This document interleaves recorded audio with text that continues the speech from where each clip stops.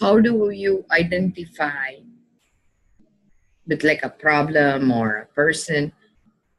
Because one of the things I was watching this weekend was a meditation where the body is made with food and environmental issue, right? Like whatever we eat, let's say it's nutritional depleted or bringing toxin in, it's going to affect our mood. Okay, so our health equal to stable mood, no matter what, right? So if you're eating, huh? I have a question when you're done. No, ask me. No. Speaking of all that, now I was told when I was at Emerson Hospital, is this sound right? That neuroreceptors, I was told that 70% of these neuroreceptors live in your gut. Yeah. Which is completely It's counter to what you would think. Because, see, in India, actually, see, our medicine is very, very ancient, billion years old, okay? They believe thought arises in the belly. Well, which kind of like, is what you're saying. Because what happens is when you eat a belly full of food, you need to feel calm, relaxed, so you will fall asleep. That's why the babies, the minute they finish a bottle of milk, they give a big smile, they go to bed, right? But when you finish a food, if you get a rush in your belly, it means you're not secreting 5-hydroxytryptophan, right? 5-HTP, which is secreted by the gut, is the tryptophan puts you to sleep. Right, tryptophan, yeah. And the tryptophan, interestingly, in India, they used to eat yogurt rice. What? Yogurt rice. Rice with yogurt, which means like processed milk, releases lots of hormones that put you to sleep. So in India, in Sanskrit, they used to say, my belly is blissful. So they use the word tripti, means like I am filled to my belly. And that's what converted into tryptophan. So it actually comes from an Indian word.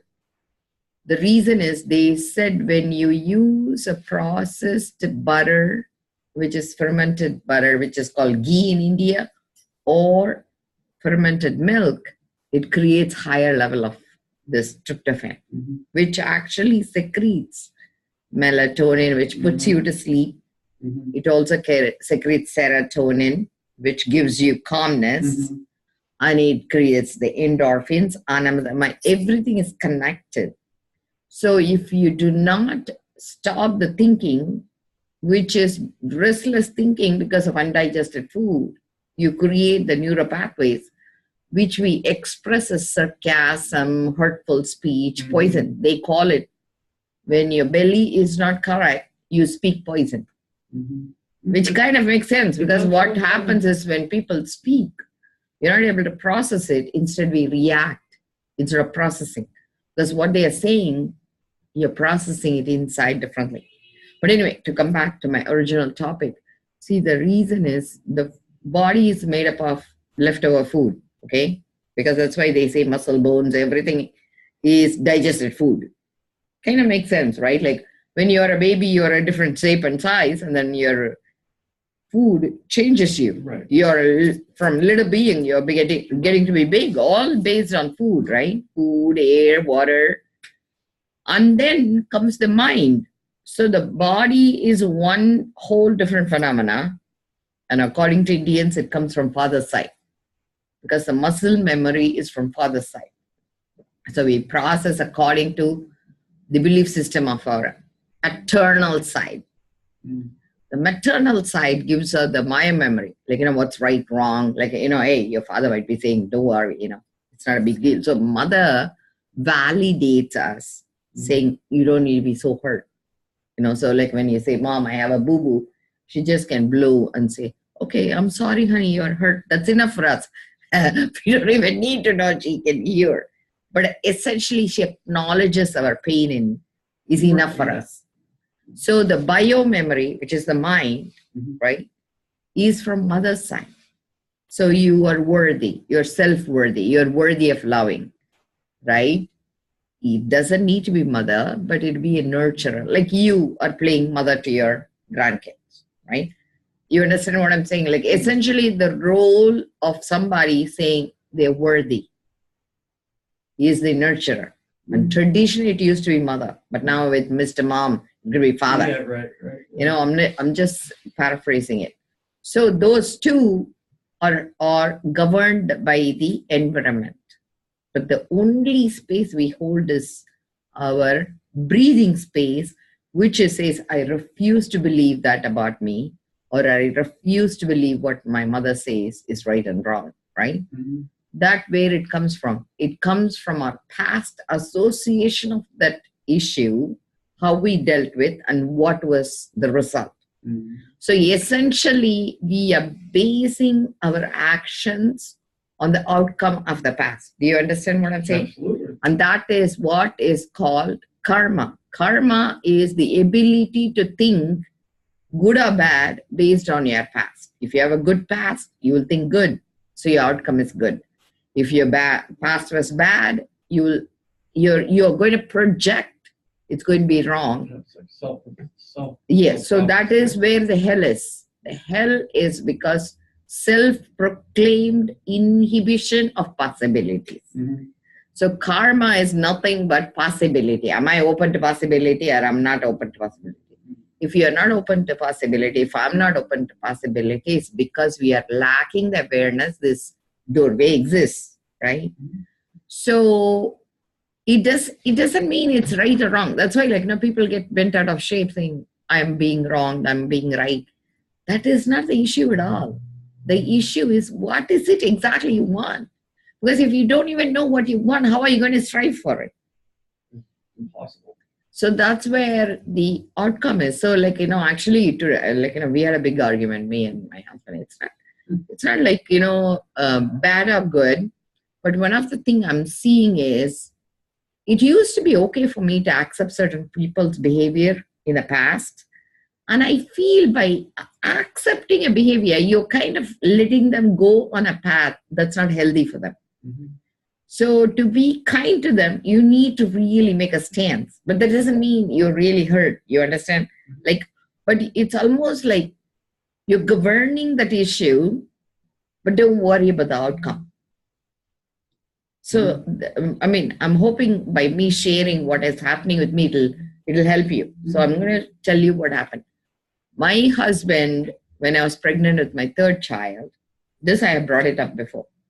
In 2002, called the police to teach me a lesson because he wanted to know how to control me and nothing would work. And so we had an argument. He says, I'm going to teach you a lesson you'll never forget. So he called the police. He told me until 8 in the morning, I cannot come back home. That was one of his rules. He said, how can you say that? I'm pregnant. And I said, I want to be home. He says, honey, I'm going to show you a lesson. So he called the police. By calling the police, they told me he became the victim and I was the abuser because he raised the phone call first. And that's America. I didn't know these roles exist.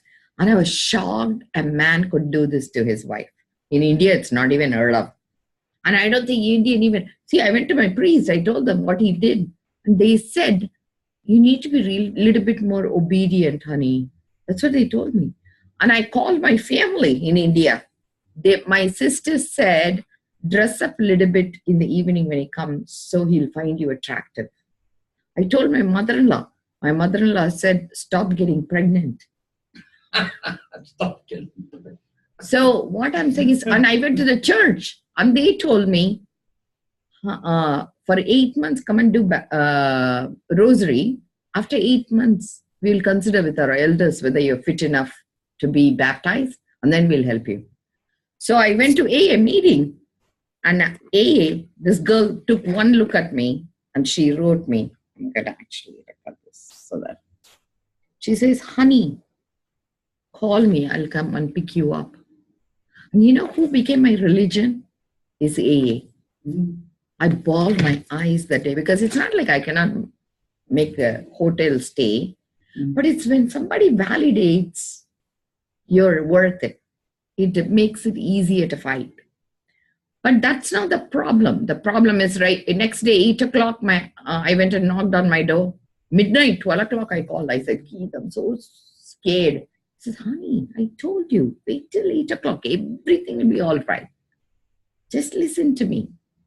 Stay, hang in there. So I went 8 o'clock in the morning when I knocked on my door. My husband says, see, I told you, everything is going to be all right. So he called my kids. He says, your mom might be a little crazy. She might cry and stuff. So just don't go near her. Let her take some rest. And then we will sort it out. He said that to my kids. Mm-hmm. So, but the problem is not that. The problem is how do you rebuild yourself afterwards inside, right? Mm-hmm. That became my life journey. Okay. So I went to my work and they told me I have to go through domestic violence program. They said they're not even interested in hearing anything more. They said this is out of normal, and they said they cannot take my bullshit. and my professor said, if you don't do this, I'm gonna fire you right on the spot. He says this is ridiculous what you're doing. I said, but he didn't beat me. They said, how dare you say that? That's what my professor said. He says, how dare you say that? He says, you either stand up or you're going to lose your fellowship. That's what they told me. So I ended up with domestic violence program. They said, the only thing is I cannot badmouth my husband and I cannot cry in front of my kids. And I have to act very, very strong so my kids know that I'm there for them. Mm-hmm. So that became my journey, okay? Mm-hmm. I went to my hospital because I had actually a hospitalist work. And there are two girls who gave me a plant, okay, trumpet wine.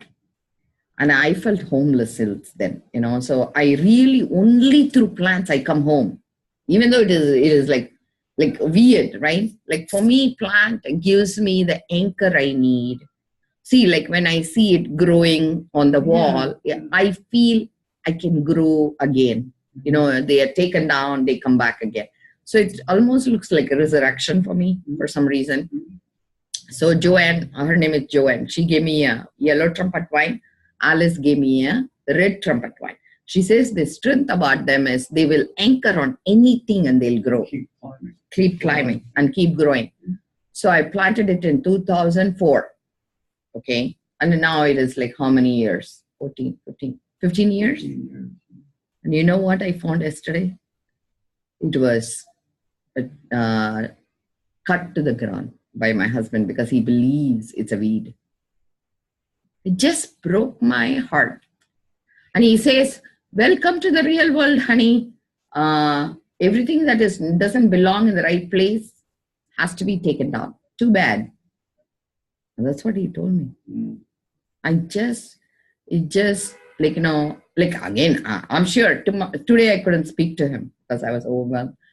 And actually he calls me again and again. But they think it's silly that I'm crying over a plant. But it's not that. But the unfortunate part is my kids think I'm not with them, But I'm telling them, it's not that. I felt homeless. My husband says, come on, give me a break. You have a good home. But that's not the point. The point is, even in my own home, I don't have a space. I don't have anything to show I belong. But whereas, through the plant is the only way I live. Yeah. I literally, I am falling apart inside. So I actually, and tomorrow morning he's going to wake up and say, honey, please forgive me. I'm going to forgive him. But it takes me tremendous energy to rebuild me. And I'm sure it's good. See, the trumpet wines comes only in summer. So until they regenerate, it is almost I'm inside in a frozen space. But for one person, it could be stupid. But for me, it's everything. So that's why I'm sharing this with you, because what do I identify with? It's not that plant. It's the energy it takes to regenerate me. Each time. Because, see, people, places, things, they have nothing that could do to build me what I'm inside. I don't need anything. Seriously, I can pick up my bag and move on. Right. But I still need to raise my kids. I need to put them through college, and I have to still be a wife for this man who doesn't understand me and doesn't even bother to understand me. But I'm saying, but he thinks I have the problem. because he thinks I'm the crazy one. And actually, I went to a hospital. I became an expert in mental health. I'm expert in behavioral health. But my own family, I find them very, very challenging. There are two pieces to me. My highest self looks at it and laughs at it. Like, I'm saying, hey, come on, give me a break. You're laughing over a cut plant. But the human in me is overwhelmed. Like saying, I cannot believe, like, if I did this to him, I'd be thrown out of my home. So it's so interesting how, and this is a hurt inside me and in my mind and emotion, nobody can even see. I look normal, I eat, and I'm looking, and everybody will say, oh, come on, give us a break. You have everything going for you. Yes, but I'm living with monsters. Seriously, like, each time I kill like one demon, that is a problem in our family, another demon shows up. It's like being in the closet. So that's why I'm saying, the reason is, again, it's my past. My son was annoyed. He says, Mom, it's because of your past you're reacting. And I'm saying, can I ever be without my past? Can I like pick up? So I want to open up the portal to you, so to speak. You contribute, like, meaning like where I'm at, kind of like you are doing it another way. Can you regenerate yourself, and how long would it take you? That is a good question. So how would you answer that? It's a time thing. It's an effort and time. First of all, you got to try to do something. You're not doing anything to help yourself. You're just standing still. Things aren't going to change. So between effort and time, things always change. Not necessarily the way you want them to.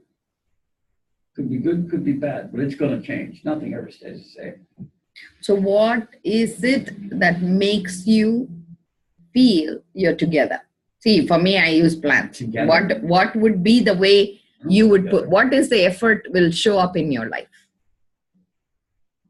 Oh, what would change? No, not just change. See, like how I'm using plant for therapy, right? What is one thing you can do daily that will show you you're healing that space? I just need to see some forward motion. I don't know what it is. I don't know. It's not plants. It's not. I don't know. To tell you the truth, I need to just change my direction and then see what happens. I haven't found it yet. It's not there yet. So why? The reason I'm bringing it up is I know you used to do music as a career. What prevents you to look into that area? Excuse me. Well, the big one right now is transportation. But you have resources at home though, right? Like to make your own music, you have resources at home, right? No, and I'm not a musician anyway. I'm a technician. So you never enjoyed audio engineering? Or sound engineering? Sure. Yes, of course. But like I said, I have to be able to be mobile. I have to, Boston, wherever. I don't have the wheels right now. So I'm trying to figure out how to get wheels back underneath me right now. That's the big thing. But why do you need to be mobile? To be able to go do these things. No, but why cannot you podcast? Why cannot you put it on the YouTube? That does nothing for me. So you don't enjoy doing online music? No. So you'd rather physically perform? You go and you provide support to the entertainers. I see. So you want to be the background guy rather than the... Well, I'm not a foreground guy because I'm not a musician. I don't play an instrument. I just know about the technology. I have good ears to marry those two things together, and I've been doing it for a long time. What do you like for hobby? Oh, if I had a garage, I suppose I would work on cars, bikes. It's a guy thing. Just You like cars. You like Tinkerbell, like Tinkerbell. You like to tinker. Yeah, that was my dad's nickname actually for many years. That's everybody called him that, Tinker. Really? Yeah. I wonder whether that's the area you need to focus on then. Again, sure, but I got to get mobile. I got to get back up. I got to have some wheels to move, to go anywhere, to do anything. It's nearly impossible without a car. You know, you got to have a car, number one. That's another point of real bad blood with me, between me and Rose right now. The car thing. It all started, she needed a car. Went and found her a car. I didn't pay for it, but we got her the car. She drove the car for a year and a half. In the meantime, I had my own car. She bought a pink car. Pink, bright pink. Nobody wanted the car. Couldn't sell it. Nobody'd buy it. So I said, all right, I'll sell my car and I'll drive the pink car. She got another car. So I take this pink car. Within 2 weeks, the clutch went out and the head gasket blew. Car junk. Sent it off to the junkyard. She had another car. She hurts her shoulder. She can't drive. They tell her, don't drive, don't do this, don't do that. So I'm doing all the driving, taking the kids to and from school, doing the errands, that car laid down finally. It died here recently. Her boyfriend hands her another car, and all of a sudden, I can't drive it because I'm not on their insurance. She gets an income tax check back for $5,000 and goes and spends the money somewhere. Not one time did she say, hey, Dad, we should go look for a car for you and see what we can get done here. So you're, So she didn't validate what you put in. Did it hurt you? Fucking right, it hurt. Why didn't you bring it up with her? Well, because I'm living with her right now, and I can't blow things up.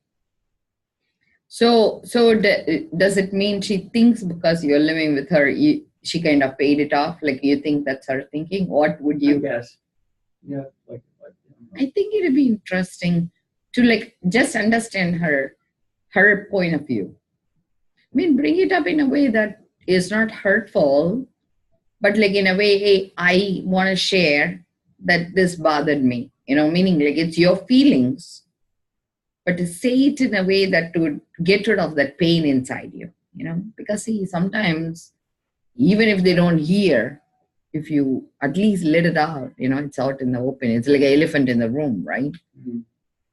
So it'd be a good point to bring it out, because in the long run, see, the thing is, at least if she acknowledges that, she validated twice you helping her, once with the pink car, once with another car. And then I get left out in the cold. Yes. I'm not happy. No, because that's why I've got to get out of there. I've got to get out of there. But if you get out of there, would you be engaged in a relationship still or no? Oh, sure. But at least we could argue. You'll be civil to each other. Now you feel obligated? Is that what it is? Sure. Sure. I'm sure I'm stuck and trapped. Not that I'm saying I haven't put myself there. And the boyfriend is still in the picture. Oh, yeah. This guy's got Asperger's. Oh, so they have emotional. He's on the freaking, what do you call it, scale? What is, my brain's not working. Autism. That's a form of autism, right? This. Yeah. I mean, there is some sort of emotional disconnect, right? Because they cannot empathize. Right. There is a split, they can have a sensory sensitivity. Mm. So they'll have issues with movement, touch, and noise. He's awkward as shit. So I can't connect with him. I've tried. How does she get along? Apparently very well. She's able to control him. She's got him wrapped around her little finger. He jumps, he buys, he does, he chases her around like a horny teenager. It's ridiculous. It's ridiculous. So it's a relationship based on need. Yes. Or whatever it is. They codependent. Right. Kind of. And he's only tolerating and putting up with these two kids because he wants her. It's And not- she's he's blind not- to that fact. He's not actively trying to bond Parenting. with these Yeah. kids. But how is she accepting those? Meaning, like, she doesn't want him to be part. That's maybe because you're filling the gap, maybe. Oh no, they're supposed to get married next year. Oh my God. Okay, you know. And then this guy said, "Oh, I'll even adopt the kids." I'm like, "Oh my God, don't do that." So you want to go marry this guy? Go marry him. You're a damn fool if you let him get in the middle of this with adoption and those kids. Have you voiced that, and was she upset? No. Do what you want. It's like, I said, you could go elope next week. You could go elope next week, and I wouldn't have a thing to say about it. So, whatever. Does she have a job or no? No. And he has a job. So he's supporting the family. Well, no. To a degree. Every time she falls short with something, he's there to throw it down. And he keeps throwing it down. I don't think he ever had a girlfriend until her. He's 30-something years old. Might be his second girlfriend, if that. So, you know, you're buying into something that's going to turn around and bite you in the ass. But you do it. Go ahead. So you're faced with... If I see it affecting the kids, then I'm just going to explode. See, the thing is, by you having opinion, you're going to be stuck in that relationship. So you just have to... You're a third wheel. Mm-hmm. So if that doesn't please you, you need to really have a very good... I need to move. No, I think you need to have a plan B. Like, you know, see, the thing is... Plan B is to get out of there. So that's A and B. Well, that's why, I mean, there's different reasons for this whole, like I said, this whole rehab thing. So, yes, it will benefit me. Yes, it will get me away from